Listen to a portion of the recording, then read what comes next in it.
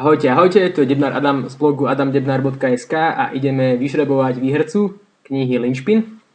Tak toto sú účastníci: Zdenka Hrehorová, Vlado Bošták, Rolando DMB Kun, Ondrej Galbavý a Ondrej Šprlák. Dobre, tak ja idem na stránku random.org, kde je tento randomizer, alebo ako by som to povedal, generátor náhodných čísel,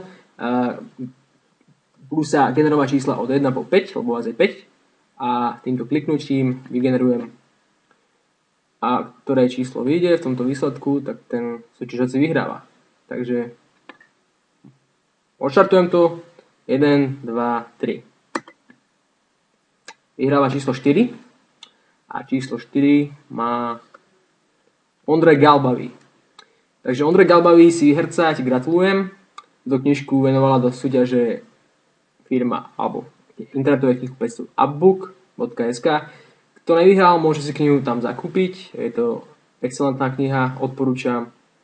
A ja vám prajem veľmi príjemný deň, veľmi príjemnú sobotu a ďakujem vám, že čítate môj blog.